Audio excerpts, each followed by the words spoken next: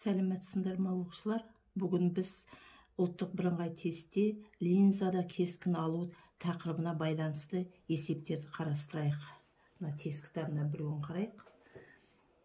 9-шы есепті қарастырайық. Егер нәрсе екі еселенген фокус аралығынан тысқары орналасса, онда жұқа жинағыш линзаның көмегімен алынған кескін қандай болады дейді. Енді осыны қарастырайық. Біз мына жерде нені аламыз? Жинағыш линза, жинағыш линза. Жинағыш линзаның екі жағында фокус орналасқан. Мына бірінші фокус мына жақта қандай қашықтықта болса, оң жағында да сондай қашықтықта болады. Сол жағында екеп қандай қашықтықта болса, ефеп оң жағында да сондай қашықтықта болады. Бізде нәрсе, абы нәрсесі екептен тысқары орналасып тұр.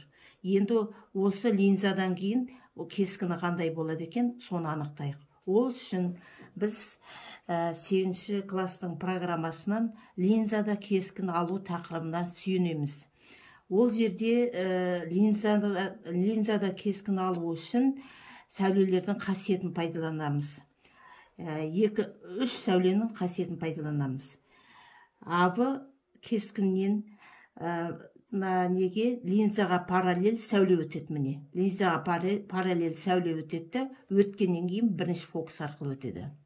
Енді екінші сәулені аламыз.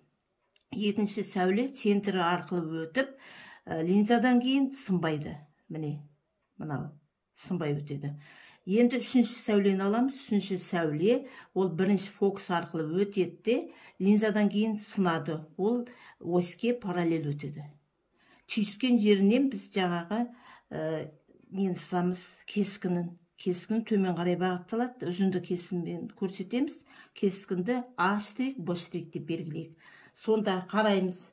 Егер нәрсе екептен тысқары орналасатын болса, онда кескіні кішірейтілген, төңкерілген шын болады. Түсіндер ме? Шын кескінді береді.